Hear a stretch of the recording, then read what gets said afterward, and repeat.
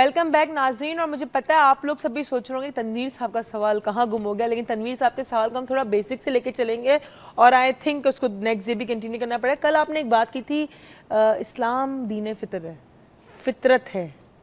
ہاں, اور تنویر نے بھی یہ کہا, تنویر نے بھی یہی پوچھا, تو اس بات کو آپ تھوڑا ایلابریٹ کریں. اب اس کو ایلابریٹ کرنے کے لیے بڑا ٹائم چاہیے, مگر کچھ پوشنز کرتا رہوں گا. ہاں مطلب کرتے رہیں گے ہم لوگ, لیکن تھوڑا سا میں چاہتی ہوں اس بات کو لے کے چلیں. فطرت دو چیزوں کو کہتے ہیں, ایک نیچر کو کہتے ہیں, ٹھیک, اور ایک نیچر کا نیچر ہوتا ہے. مطلب ہم نیچر کا حصہ ہیں اور ہمارا اپنا ایک نیچر ہے. اب میرا جو نیچر ہے وہ لکڑی کے نیچر سے ڈیفرنٹ ہے, میرا نیچر کسی پرٹیکولر جانور کے نیچر سے ڈیفرنٹ ہے.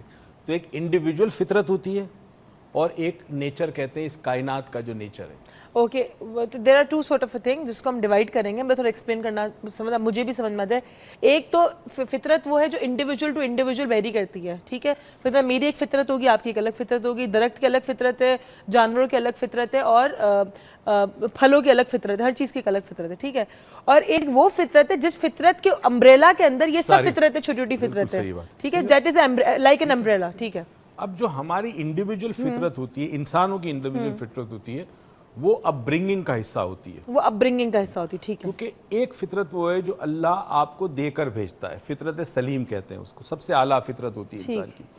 اس کے لیے میں نے کئی دفعہ ایک سٹوری بھی سنائی تھی, وہ پھر سنا دیتا ہوں سمجھانے کے لیے. آپ کی سٹوری میں بڑا مزہ آتا ہے. وہ سٹوری یہ تھی کہ ایک بزرگ جو تھے وہ ایک ندی کے کنارے جا رہے تھے اور انہوں نے دیکھا کہ اس ندی میں ایک بچھو ڈوب رہا تھا.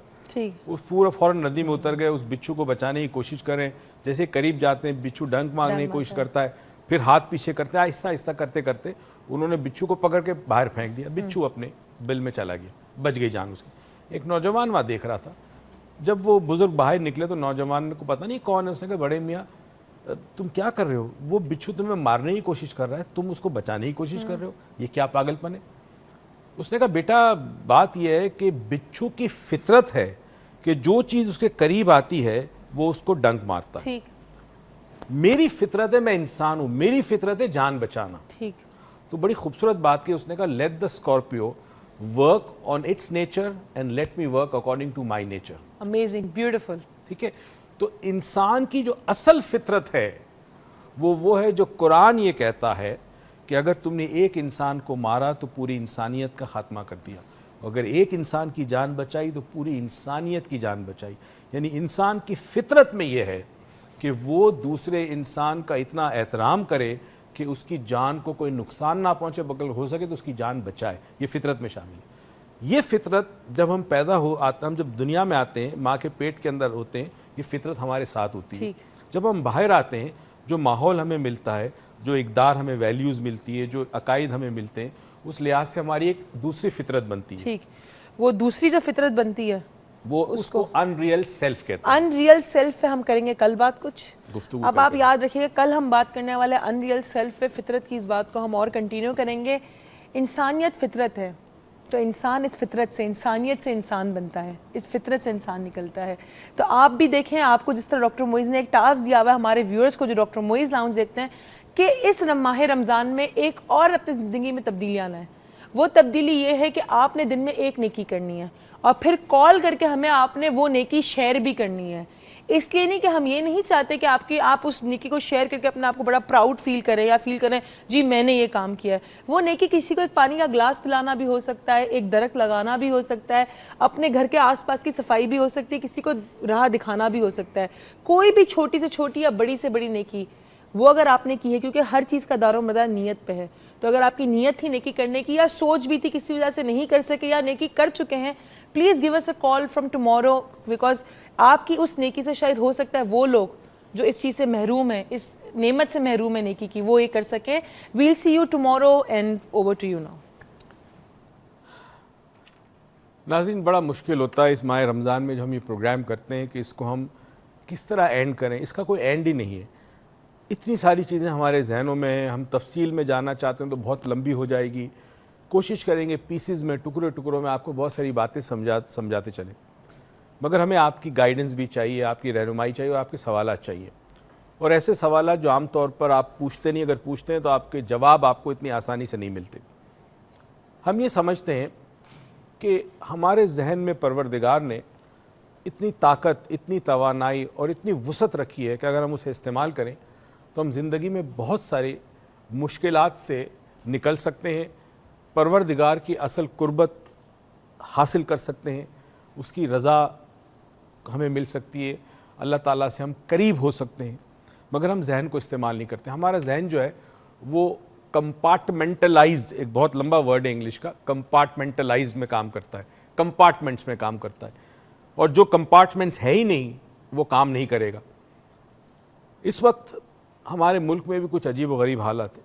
رمضان کا مہینہ ہے، بابرکت مہینہ ہے، رحمتوں کا مہینہ ہے، نعمتوں کا مہینہ ہے، مگر اس مہینے کے اندر اکثریت ہماری عوام کی بہت پریشان ہے. غربت، افلاس، بھوک، خودکشی کا رجحان، بے راروی، ناانصافی، ظلم، بربریت انتہا کو پہنچ چکا ہے. سوال یہ پیدا ہوتا ہے کہ اس کی وجوہات بہت ساری ہو سکتی ہے، مگر کیا ہم بحیثیت عوام یہ سمجھتے ہیں کہ ہم بھی ذمہ دار ہیں؟ کیونکہ کوئی آفت ہم پر اس وقت تک نہیں آتی جب تک ہم اس آفت کے لیے کوئی ایسی حرکت نہ کریں، ایسے گناہ نہ کریں، ایسے عمل نہ کریں کہ جس سے ہم عذاب کے مستحق ہو جائیں.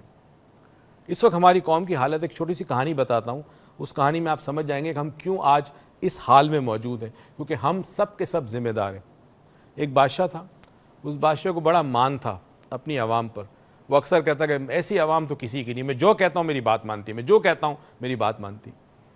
اس ملک میں ایک بزرگ آئے، بادشاہ ان کے زیارت کرنے گیا، ان کے پاس کچھ گفت و شنید ہوئی بزرگ کی، اس نے خدمت کی بادشاہ نے. بزرگ نے کہا کہ تم کیسے ہو، کیسا ہے تمہارا ملک، خوشحال ہو؟ اس نے بڑی تعریف کی اپنے عوام کی. اس نے کہا نہیں، تمہارے عوام ایسے نہیں ہے جیسے تم سمجھتے ہو. بادشاہ نے کہا نہیں حضور، بالکل ایسے ہی ہیں، اتنے اچھے، اتنے دیانتدار، اتنے ایماندار. اس نے کہا ایک کام کرتا ہوں، ایک حوض بنواؤ اسپیشل. بادشاہ نے ایک حوض بنوایا بہت بڑا، اور اس نے بزرگ نے کہا کہ اب اعلان کرا دو آج شام کو کہ کل صبح فجر سے پہلے اندھیرے میں ہر شخص اپنے گھر سے ایک گلاس دودھ لے کے آئے اور اس حوض میں ڈال دے. صبح اس حوض میں پانی کی جگہ دودھ ہی دودھ ہوگا. بادشاہ نے اعلان کرا دیا. اب عوام جو ہے وہ ظاہر فجر سے پہلے اندھیرا ہوتا ہے، ہر کوئی آ رہا ہے، گلاس ہے، اوپر کپڑا رکھا ہوا ہے، آتا ہے، ڈالتا ہے، چلا جاتا ہے.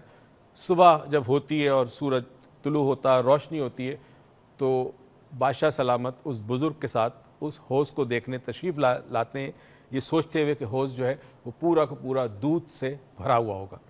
جب وہ قریب آتے ہیں اور دیکھتے ہیں تو ان کو شوق لگتا ہے کہ حوض میں دودھ کی جگہ پانی ہے. اب بادشاہ بڑا حیران، وزیر کو بلایا، سپاہیوں کو بلایا، بھائی اعلان کیا تھا، یہ کہا تھا دودھ لے کے آنا، ہاں یہی کہا تھا دودھ لے کے آنا، پھر پانی کیسے آ گیا؟ بزرگ سے پوچھا. بزرگ نے کہا چند لوگوں کو ذرا عوام کو پکڑ کے اپنے پاس لاؤ، اس کو سختی سے کہو کہ ہوا کیا، انہوں نے کیا ڈالا. خیر جی، چند لوگوں کو پکڑا جو موجود تھے وہاں پر. ذرا بادشاہ نے سختی کی اور کہا کہ سچ بتاؤ گے میں تمہیں معاف کر دوں گا. ہوا کیا؟ ہر شخص نے ایک کہانی تھی اس کے پاس، ایک ہی جیسی کہانی، اور وہ کہانی یہ تھی کہ میں نے سوچا کہ دوسرے تو دودھ ڈالیں گے تو میں پانی ڈال دوں، کسی کو کیا پتہ چلے گا کہ میں نے پانی ڈالا، تالاب میں تو دودھ ہوگا. ہر شخص نے یہ سوچا کہ میں پانی ڈالوں،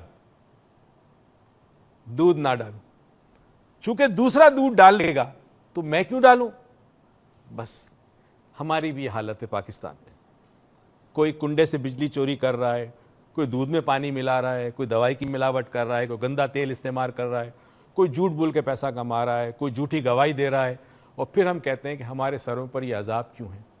لمحہ فکر یہ ہے، سوچنے کا ہے مقام، اور یہ خاص مہینے میں اپنے اندر جھانک کے دیکھیں کہ اگر یہ مشکلیں، مصیبتیں، پریشانیاں ہمارے سروں پر ہے تو پروردگار تو رحمان اور رحیم ہے، وہ کسی کے اوپر کوئی بوجھ نہیں ڈالتا، کوئی تکلیف نہیں دیتا. ہم اپنے اعمال کی وجہ سے اس مشکل میں پھنسے ہوئے.